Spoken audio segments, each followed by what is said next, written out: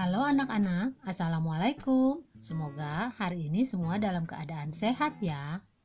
Ayo, tetap semangat mengikuti pembelajaran hari ini. Anak-anak, pada pertemuan kali ini kita akan membahas materi pluralitas masyarakat Indonesia. Belajar tentang pluralitas di Indonesia berarti belajar tentang kemajemukan masyarakat yang terdiri dari keragaman suku bangsa, agama, ras, pekerjaan, dan lainnya. Plural berasal dari bahasa Inggris yang artinya jamak, sedangkan pluralitas berarti kemajemukan. Masyarakat Indonesia dikenal sebagai masyarakat religius. Beberapa agama dan kepercayaan dapat ditemukan di berbagai wilayah Indonesia. Indonesia juga memiliki keanekaragaman budaya dan adat istiadat.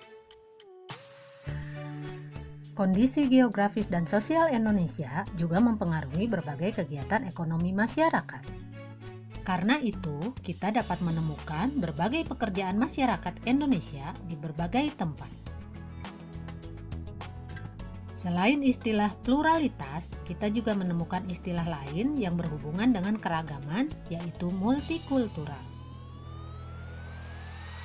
Multikultural berasal dari kata multi yang berarti banyak dan kultur yang berarti kebudayaan. Masyarakat multikultur adalah masyarakat yang memiliki lebih dari 2 kebudayaan. Nah, anak-anak, mari kita bahas keanekaragaman yang ada di Indonesia. Yang pertama, perbedaan agama.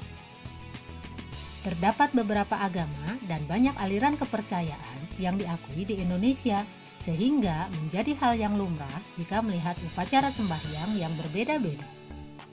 Ada 6 agama yang diakui di Indonesia, yaitu Islam, Kristen Protestan, Katolik, Hindu, Buddha, dan Konghucu.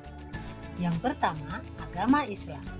Pada saat ini, agama Islam merupakan agama yang dipeluk sebagian besar masyarakat Indonesia. Menurut sensus tahun 2010, 87,2% penduduk Indonesia beragama Islam. Agama Islam diperkirakan telah sampai di Indonesia pada abad ke-7. Dibawa oleh para pedagang dari Arab, Persia, dan Gujarat, India. Umat Islam memiliki beberapa hari besar yang dirayakan setiap tahunnya, seperti Hari Raya Idul Fitri, Hari Raya Idul Adha, Hari Raya Tahun Baru Hijriah, dan Hari Kelahiran Maulid Nabi. Selain itu, hari Jumat juga merupakan hari penting bagi umat Islam. Pada hari Jumat, semua laki-laki wajib melaksanakan ibadah sholat Jumat secara berjamaah di masjid. Yang kedua, Kristen Protestan. Agama Kristen Protestan berkembang di Indonesia selama masa kolonial Belanda sekitar abad 16. Pada abad 20, Kristen Protestan berkembang sangat pesat yang ditandai dengan kedatangan para misionaris dari Eropa ke beberapa wilayah di Indonesia. Contohnya, wilayah barat Papua, Sumatera Utara, Sulawesi Utara, dan Jawa. Selanjutnya, Kristen Katolik. Kristen Katolik tiba di Indonesia saat kedatangan bangsa Portugis yang diperkuat dengan kedatangan bangsa Spanyol. Salah satu tujuan Portugis ke Indonesia adalah menyebarkan agama Katolik Roma yang dimulai di Kepulauan Maluku pada tahun 1534. Antara tahun 1546 dan 1547, pelopor misionaris Kristen yaitu Franciscus Caverius mengunjungi Pulau Maluku dan membaptis ribuan penduduk setempat. Selanjutnya, para misionaris giat menyebarkan agama Katolik ke berbagai wilayah Indonesia. Hari Raya Umat Kristen adalah hari Natal yang diperingati setiap tanggal 25 Desember. Selain itu, umat Kristen memiliki beberapa hari penting yang juga selalu diperingati, misalnya Hari Raya Paskah dan Hari Raya Kenaikan Isa Al-Masih. Yang keempat, agama Hindu. Masuknya agama Hindu ke Indonesia diperkirakan sekitar awal abad keempat, yang ditandai dengan berdirinya kerajaan Kutai dan Tarumanegara yang bercorak Hindu.